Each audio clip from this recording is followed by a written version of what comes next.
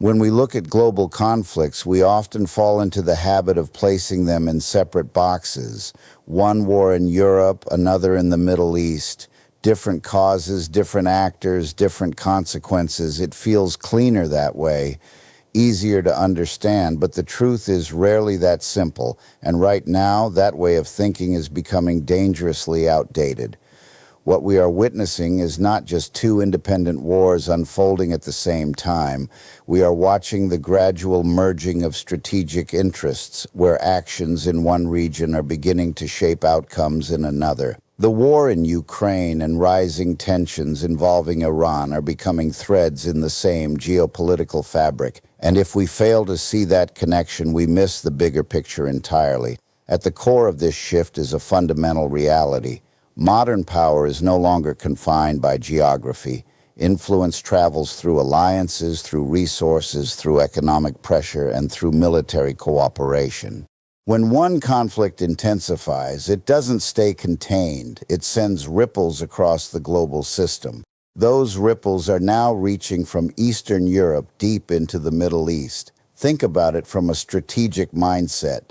Nations are not just reacting to events, they are constantly calculating advantages. If a country is involved in one conflict, it will look for leverage wherever it can find it. That might mean strengthening partnerships, redirecting resources, or even indirectly engaging in another region to shift the balance of power. This is where the connection begins to take shape. The Ukraine war has already drawn in major global players, creating a network of support and opposition that extends far beyond its borders. Now, as tensions rise around Iran, those same networks are being activated in new ways. The same countries, the same rivalries, the same strategic calculations, they are now operating across multiple fronts, and that changes everything. Because once conflicts become interconnected, they stop being isolated events. They become part of a larger system of pressure and response. A decision made in one region can trigger consequences in another. Support given in one war can weaken a position somewhere else. It becomes a complex game of balance, where every move carries weight far beyond its immediate context. There's also a psychological dimension to this that we cannot ignore. When nations perceive threats, they don't just respond physically, they respond mentally. They start to see patterns, to anticipate alliances, to prepare for scenarios that may not have even fully materialized yet. This creates a kind of strategic tension that stretches across borders. It's not just about what is happening, but what could happen. And that mindset drives behavior. It leads to preemptive actions, to deeper alliances, to a readiness that can escalate situations more quickly than expected. When Ukraine is supported by certain powers and Iran is opposed by those same powers, the conflicts begin to overlap in perception as well as in reality. They become part of the same narrative, a broader struggle for influence and control. What makes this even more significant is that these connections are not always visible on the surface. They operate beneath the headlines, in policy decisions, in military planning, in economic strategies. You won't always see a direct line connecting the two conflicts, but that doesn't mean it isn't there. In fact, the most powerful connections are often the ones that are least obvious. This is where we need to shift our thinking. Instead of asking, what is happening in Ukraine? Or what is happening with Iran? We need to start asking, how are these events shaping each other? Because that question opens the door to a deeper understanding. It forces us to see the world not as a collection of separate issues, but as an interconnected system. And once you see that system, you begin to understand the stakes on an entirely different level. You realize that decisions are no longer local, they are global, that consequences are no longer immediate, they are far-reaching, and that conflicts are no longer isolated, they are part of something much bigger. So the real question becomes this: if these wars are becoming strategically linked, what does that mean for the future? It means escalation becomes more complex.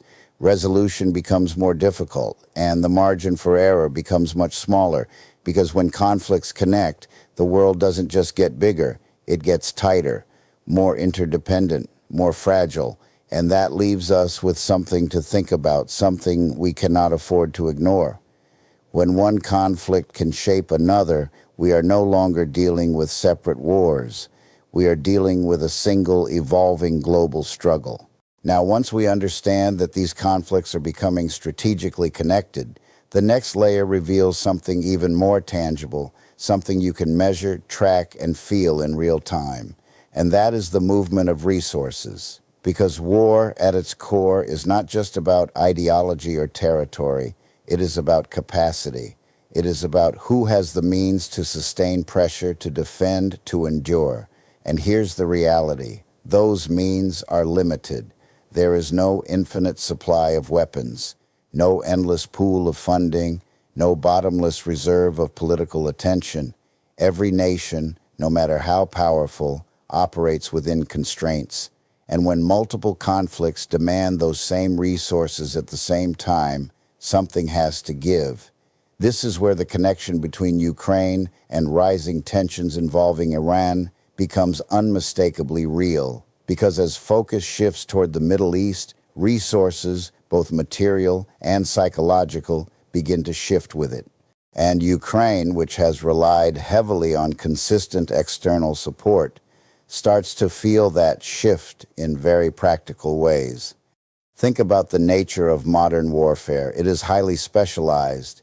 It depends on advanced systems, air defenses, precision weapons, surveillance technology. These are not things you can simply produce overnight or duplicate endlessly. They require time, investment, and coordination.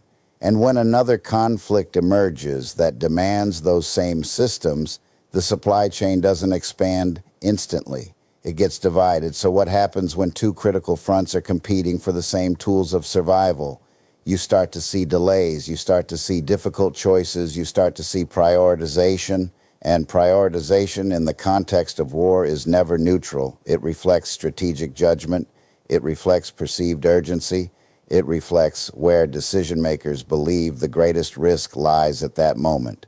If tensions involving Iran escalate and the Middle East becomes a focal point, resources may be redirected, not because Ukraine no longer matters, but because attention has been pulled elsewhere. And attention is a resource in itself. We often underestimate the power of attention in global affairs, but attention drives policy. It drives media coverage. It drives public support. And public support, in democratic systems especially, influences how resources are allocated. When the world's focus shifts even slightly, the ripple effects can be profound. Ukraine's position then becomes more complex. It is not just fighting on the battlefield, it is also competing for sustained relevance in the global conversation. It must maintain urgency in a world where urgency is now divided. There's also a deeper psychological tension at play here.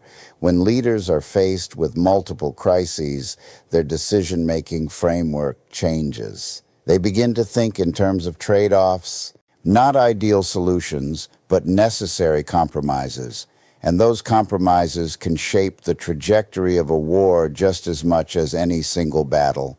This creates a kind of silent pressure, not the visible kind you see in headlines, but the underlying strain of stretched capacity. The sense that support, while still present, may not be as concentrated, as immediate, or as consistent as before. And in war, consistency can be just as important as strength, because it's not only about what you have, it's about whether you can rely on having it when you need it most. And this is where the strategic connection deepens even further. The Iran conflict doesn't just exist alongside the Ukraine war. It actively influences the conditions under which that war is being fought. It shapes the flow of weapons. It shapes the speed of response. It shapes the level of global engagement. In a sense, Ukraine is now operating within a broader ecosystem of conflict, where its outcomes are partially dependent on events happening far beyond its own borders. And that changes the nature of resilience. It's no longer just about internal strength, but about external stability, about whether the systems supporting you remain intact under pressure. So we begin to see a new kind of vulnerability emerge. Not weakness in capability, but exposure to distraction, exposure to shifting priorities, exposure to a world where multiple fires are burning at once, and not all of them can be addressed with equal intensity. And this is not just a logistical issue, it's a philosophical one. It forces us to confront a difficult question. How do we allocate limited resources in a world of unlimited crises? There is no easy answer. Every choice carries consequence. Every decision reflects a value judgment about what matters most in that moment. And those judgments made under pressure can redefine the course of history. So as we think about this connection, we have to move beyond the surface. This is not just about weapons being sent from one place to another. It is about the structure of global support systems under strain. It is about the reality that even the strongest alliances have limits. And it is about what happens when those limits are tested. Because when resources are divided, outcomes are shaped. And that leaves us with something worth holding on to, something that speaks not just to policy, but to perspective. In a world of competing crises, it is not just power that determines the future. It is how that power is distributed when it is needed most. And once we begin to understand how strategy connects these conflicts and how resources are being stretched across them, there's another layer, quieter, less visible, but just as powerful. And that is the economic dimension.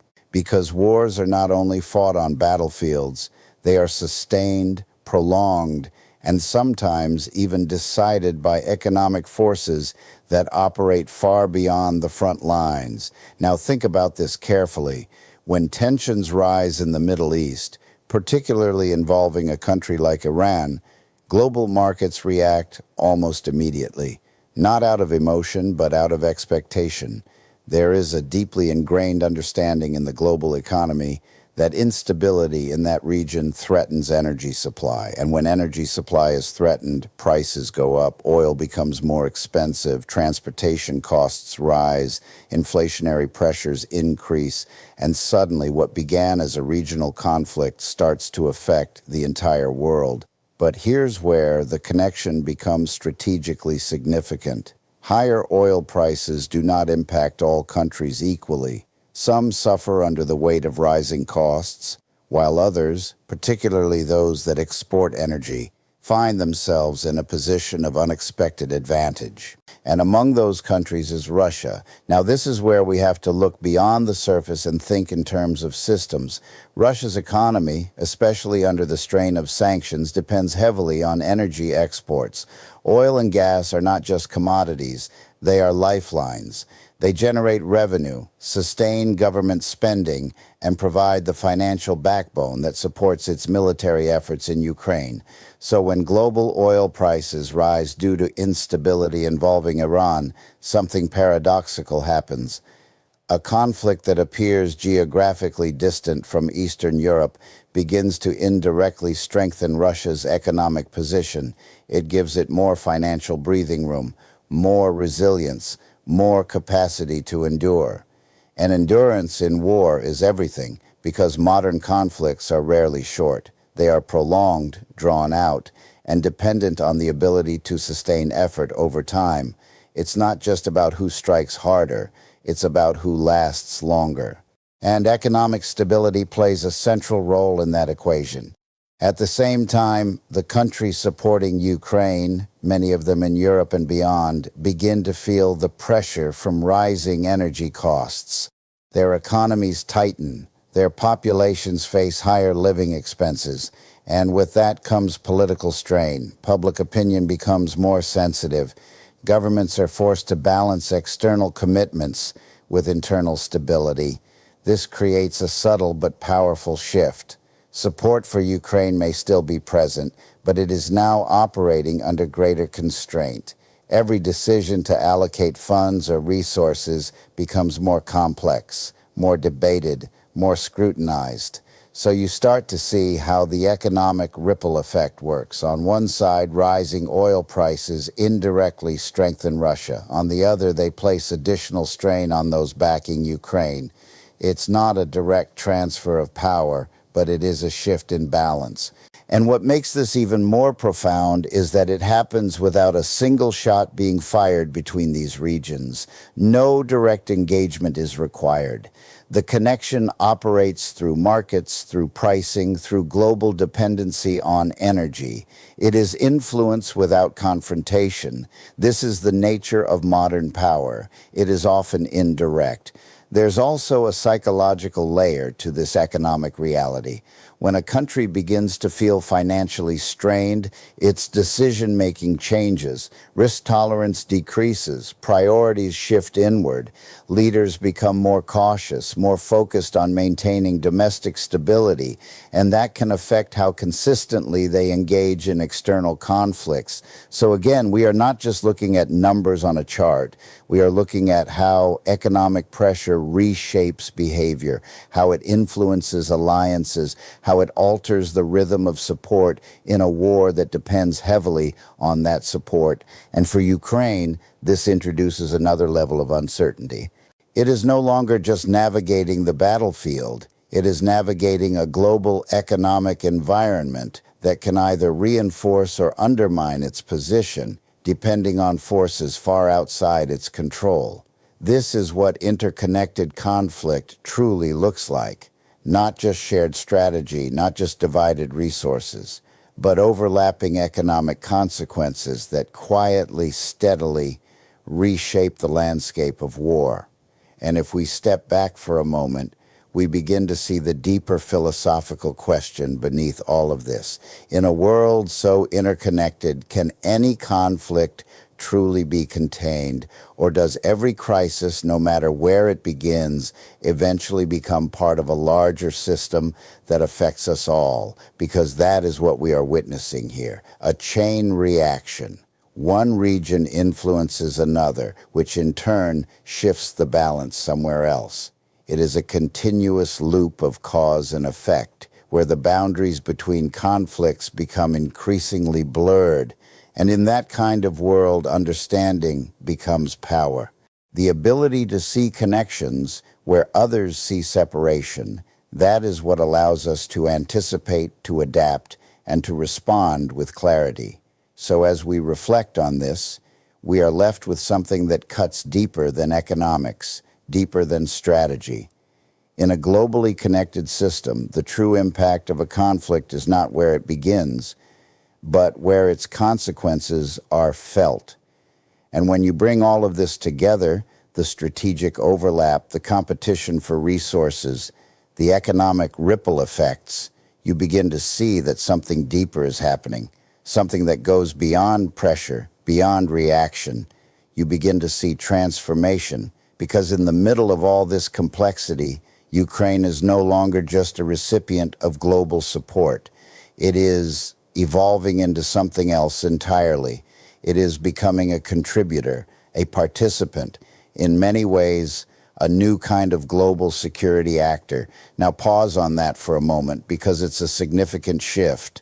At the beginning of the conflict, the narrative around Ukraine was largely defined by dependency, what it needed, what it lacked, what it was asking for. And that made sense. It was under immense pressure, facing a larger adversary, relying on external backing to hold its ground.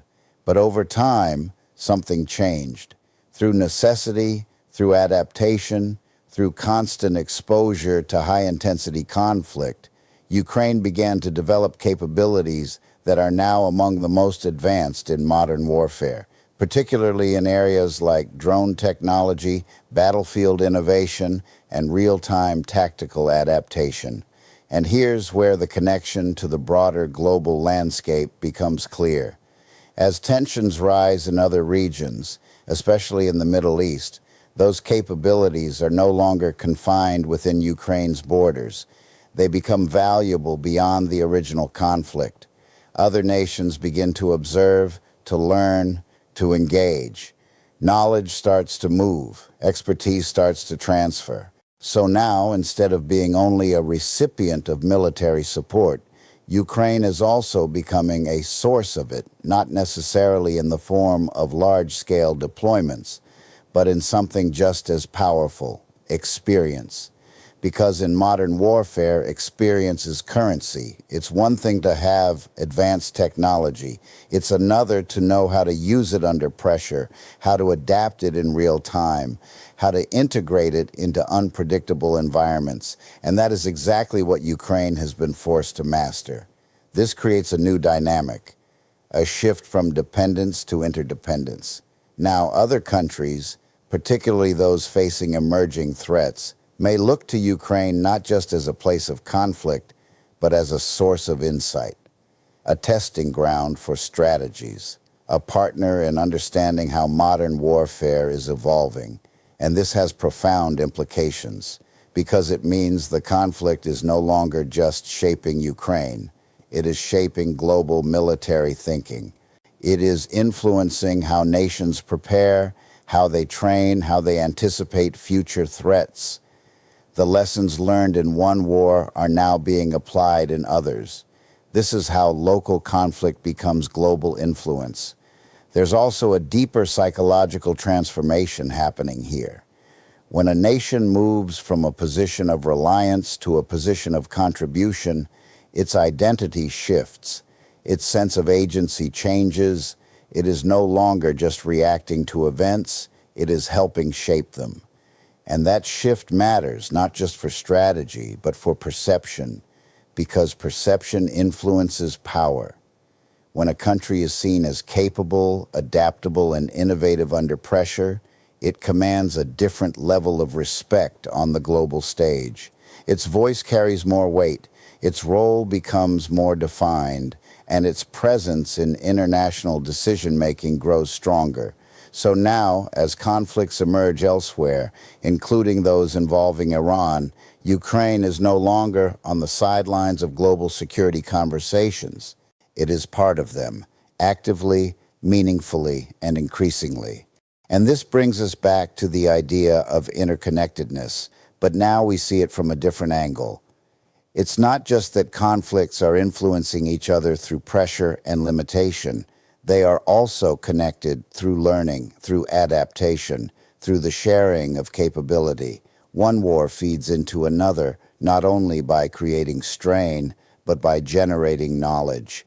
And knowledge, in the context of conflict, is one of the most powerful forces there is, because it accelerates change, it shortens learning curves, it allows nations to prepare for challenges they have not yet faced by studying those who already have. So what we are witnessing is not just a series of overlapping conflicts. We are witnessing the emergence of a more integrated global security environment where roles are fluid, where influence is dynamic, and where even nations under pressure can become sources of strength for others. And that challenges the way we think about power itself. Power is no longer just about size or resources. It is about adaptability. It is about resilience. It is about the ability to learn, to evolve, and to contribute under the most difficult conditions. And in that sense, Ukraine represents something larger than its immediate struggle. It represents a shift in how modern conflicts shape the identities of the nations involved. So as we reflect on this final piece, we are left with a perspective that ties everything together: strategy, resources, economics, and transformation. Because in the end, the true impact of conflict is not just in what it destroys, but in what it creates. And that leaves us with a final thought, one that speaks not just to nations, but to all of us observing this moment in history. In a world defined by conflict, those who learn fastest do not just survive, they redefine the future.